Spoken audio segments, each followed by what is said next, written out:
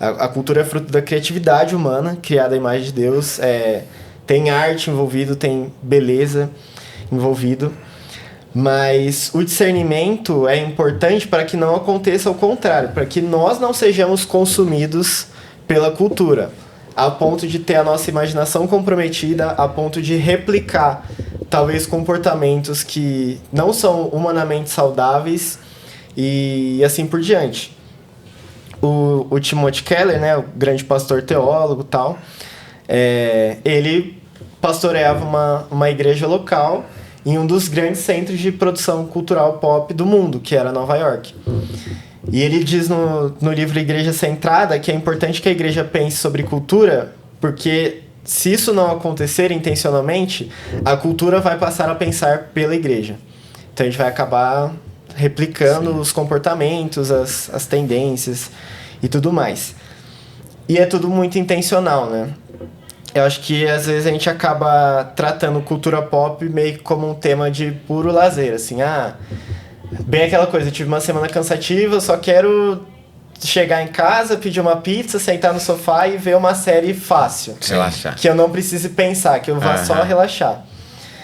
E aí eu sempre falo isso pra minha esposa, e ela também sempre lembra isso em algumas conversas com os amigos, né? Não existe nada que você assiste sem influenciar o que você tá pensando. Isso vai, tipo... Quem faz cultura... Muitas vezes a gente não leva a sério a cultura pop, acha que é uma coisa meio leviana, assim, mas quem faz cultura pop leva muito a sério o que está fazendo. E geralmente são profissionais muito bons naquilo que eles fazem. Os roteiristas, os profissionais de marketing, os profissionais responsáveis pelo fluxo de conteúdos em redes sociais. E aí, qual que é o meu conselho prático, pastoral, principalmente para jovens e crianças, ou para pais que estão nesse desafio de pastorear os seus filhos envolvidos na cultura, né?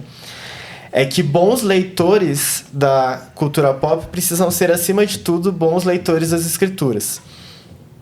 Porque a relação do cristão com a cultura pop é meio que como um cruzamento de histórias, assim. A cultura pop, ela respira histórias, ela vive à base de histórias.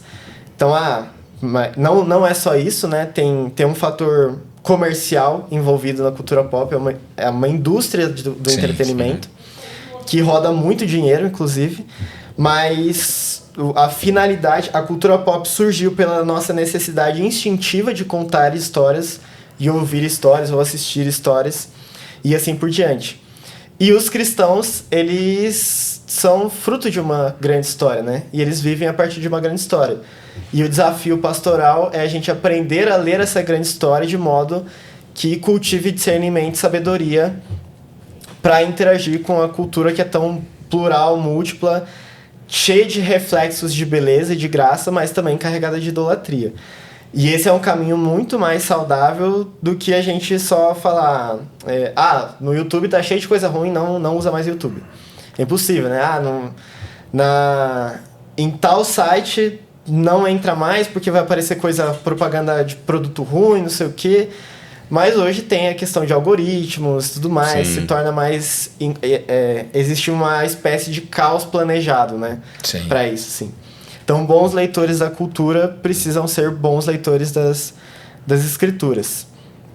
Tem muitos cristãos que se preocupam com a relevância cultural e meio que como se para se preocupar com a cultura pop, você estivesse se preocupar menos com as coisas típicas da fé cristã, né? Leitura bíblica, oração, comunhão na igreja local.